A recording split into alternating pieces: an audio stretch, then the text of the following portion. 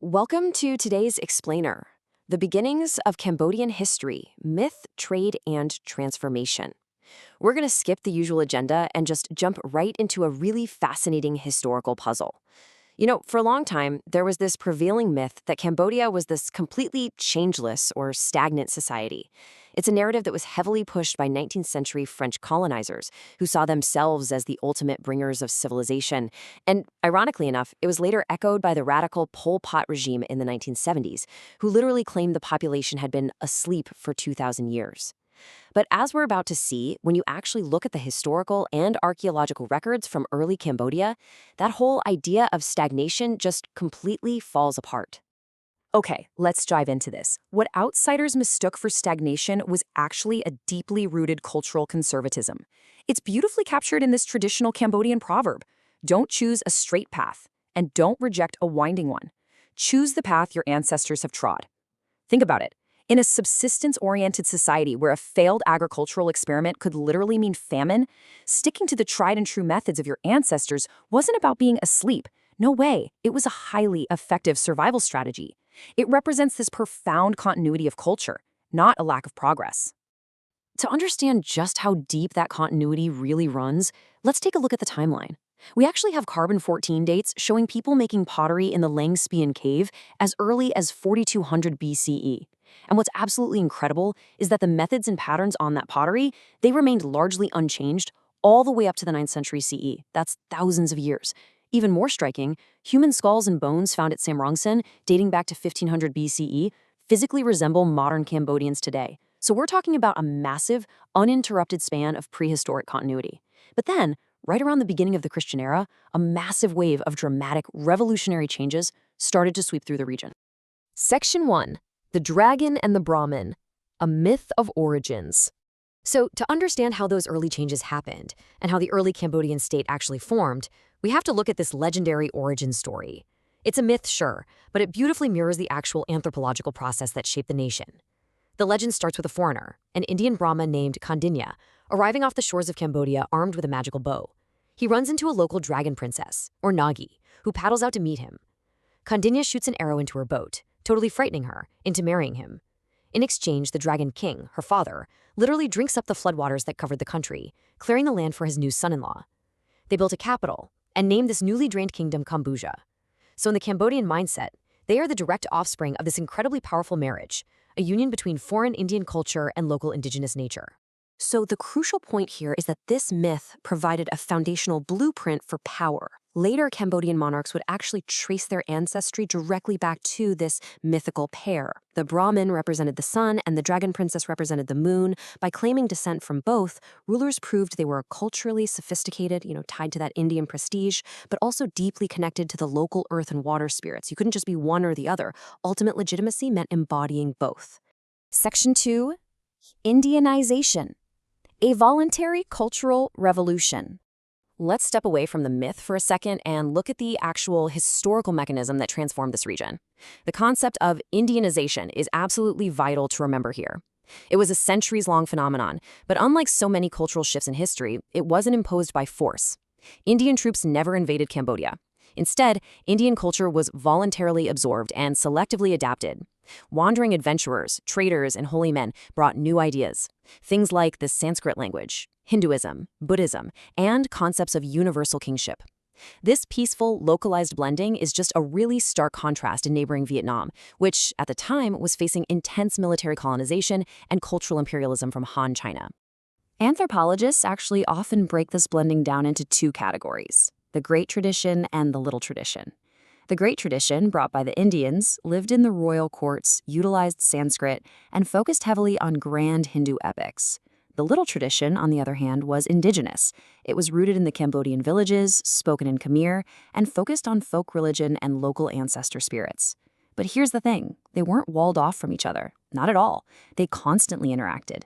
Village wisdom penetrated the royal courts, and the princely values enshrined in Hindu and Buddhist legends found their way right down into the everyday life of the villages. Section 3. Funan and Early Trade. Now, all this cultural mixing happened against a backdrop of booming international commerce. Between the 1st and 6th centuries CE, early Chinese sources start documenting a really powerful trading entity in the region that they called Funan. What's super interesting about this is the nature of the economy driving it. Until the 20th century, Cambodia's export trade wasn't bulk agriculture. It was these high-value, low-bulk exotic goods. Forest people would harvest rhinoceros horn, rare kingfisher feathers, cardamom, and aromatic wood from the dense interior. Then, they'd transport these incredibly precious items over massive distances to bustling coastal trading cities in the Mekong Delta, like the ancient port of Ok-O. And just to show you exactly how globally connected this ancient society was, archaeologists excavating Ok-O actually discovered real Roman coins dating back to the 2nd and 3rd centuries. I mean, that completely shatters the illusion of an isolated, static society, right? Early Cambodia was a vibrant, critical warehouse and transit point hugging the coast, totally connecting the massive maritime trade routes between India and China. So, with all this wealth flowing through, how did local leaders actually measure their power? Well, there's a stark contrast here to Western feudalism. In early Southeast Asia, land was completely abundant, but people were scarce. So controlling territory wasn't nearly as important as controlling populations. Overlords really sought to build these massive entourages. The true measure of a king's wealth and prestige was just the sheer number of people he could mobilize, whether that was to cultivate wet rice agriculture or to go fight in battles. It was all about complex networks of patrons and clients. Section 4. Sanskrit, Khmer, and Society. As we move into the 7th century, our sources transition from those foreign Chinese accounts to actual local voices, thanks to the appearance of written stone inscriptions. And this brilliantly illustrates the social divide of the time. We see inscriptions carved by the very same masons, but they serve entirely different worlds.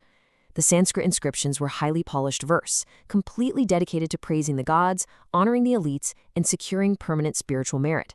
It was the language of power, the language that protects. Khmer inscriptions, however, were just practical prose. They dealt with the nitty-gritty of everyday life, detailing temple administration, the exact dimensions of rice fields, and listing the names and duties of common workers.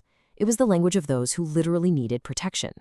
In those Khmer inscriptions, we frequently see a term that really reveals the complexity of their society, knyom. Now, while it's often translated simply as slave, that Western concept doesn't really fit the reality perfectly. Knyom actually encompassed around 14 different categories of servitude.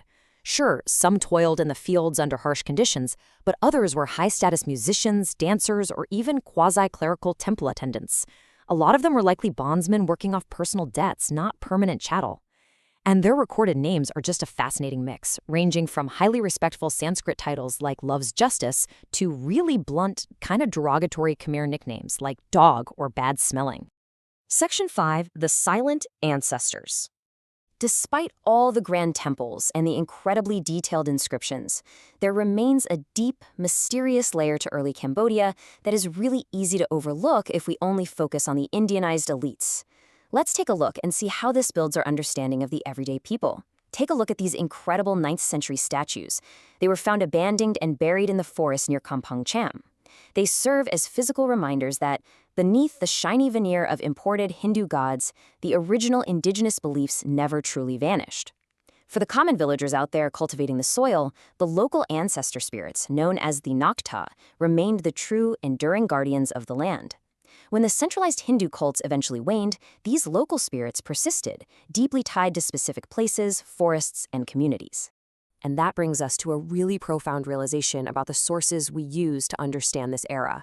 History, as always, is written by the elites. The Chinese diplomats wrote about kings and trade goods. The Sanskrit poets wrote about gods and royal glory. But the magnificent temples themselves, they were designed, carved, and built by everyday people. The Kunjom, the peasants, the artisans, and their true voices are largely just missing from the historical record. We know how they were categorized, we know how they were taxed, and we know how they were put to work, but we really lack their direct thoughts and feelings. So I want to leave you with this thought as we wrap up our explainer today.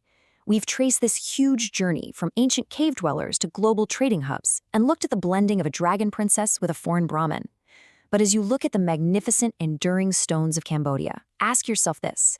If the everyday people who actually carved those stones, planted the rice, and prayed to the local forest spirits could speak directly to us across the centuries, what story would they tell?